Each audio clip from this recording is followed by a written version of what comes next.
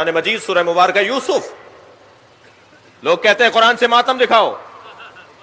آپ لوگ تھکے ہوئے تو نہیں بیٹھے نا؟ لوگ کہتے ہیں قرآن سے ماتم دکھاؤ. لوگ کہتے ہیں قرآن سے یا حسین دکھاؤ. میں ابھی قرآن سے یا حسین دکھاتا ہوں.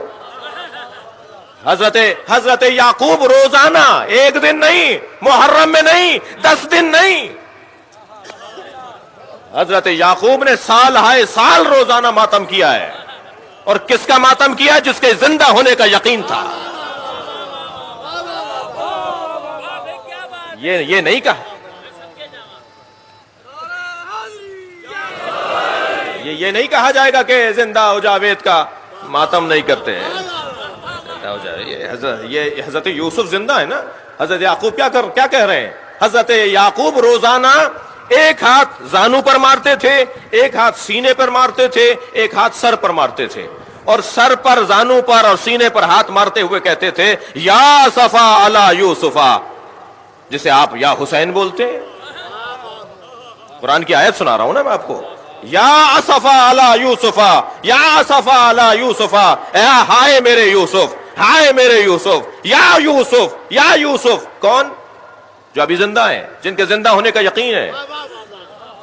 اور نہ صرف زانو پر، سینے پر اور سر پہ ہاتھ مارتے تھے حضرت یعقوب، بلکہ وَبْيَضَّتْ عَيْنَاهُ، اس کی بعد والی آیت، وَبْيَضَّتْ عَيْنَاهُ فَهُوَ قَدِيمٌ. اور اتنا روتے تھے ماتم کرتے ہوئے کہ رو رو کے حضرت یعقوب کی آنکھیں سفید ہو گئیں. اور قرآن کیا کہہ رہا ہے؟ فَهُوَ قَدِيمٌ. اور یعقوب صرف کاظم نہیں تھے، قزیم تھے. اور فرمائیں گے بھائی تھوڑی دقت بڑھائی ہے اپنی جی. ایک ہوتا ہے صابر، ایک ہوتا ہے صابر، ایک ہوتا ہے کاظم. صابر اور کاظم میں فرق ہے. کاظم برداشت کرنے والے کو کہتے ہیں، اور کاظم میں بھی انتہائی برداشت جب آ جائے تو اسے قزیم کہتے ہیں. جیسے عالم اور علیم جی، جیسے شاہد اور شہید، جیسے ناصر اور نصیر جی، ایسے ہی کاظم اور قزیم. کاظم اسے کہتے ہیں کہ جو انتہائی برداشت رکھتا ہو. اب یہاں رو رہے ہیں، ماتم کر رہے ہیں، سینے پہ ہاتھ مار رہے ہیں حضرت یعقوب. قرآن کہہ رہا ہے کہ یہ سب سے زیادہ برداشت رکھتے تھے. یہ کیا مطلب ہے اس کا؟ ذرا آپ کی توجہ چاہوں گا. یہ کیا کہہ رہا ہے اللہ؟ کیا بتانا چاہ رہا ہے؟ کیا مطلب ہے اس آیہ کریمہ کا کہ حضرت یعقوب سینے پہ، زانو پہ، سر پہ ہاتھ مارتے ہوئے یا اسفا علی یوسفا، یا اسفا علی یوسفا کا نوحہ بلند کرتے تھے اور آنکھوں سے آنسو گراتے تھے، اور اتنے آنسو بہائے کہ آنکھیں سفید پڑ گئیں. اور قرآن کہہ رہا ہے فہو قدیم، اور یہ بہت زیادہ برداشت کرنے والے تھے. صرف ایک ہی بات تو سامنے آتی ہے، صفحہ تاریخ کو پلٹ کر دیکھیے. جنہوں نے یعقوب کے بیٹے حضرت یوسف کو کنویں میں ڈالا تھا وہ سامنے نظر آ رہے ہوتے تھے، تب بھی ماتم کرتے تھے اور برداشت کرتے تھے.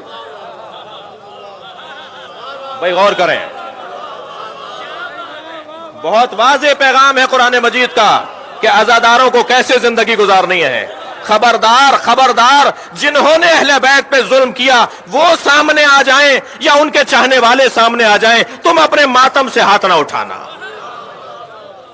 برداشت کرو، ان سے ملاقاتیں کرو، ان سے دوستیاں رکھو، ان سے آنا جانا رکھو، ان کے ساتھ کھاؤ پیو.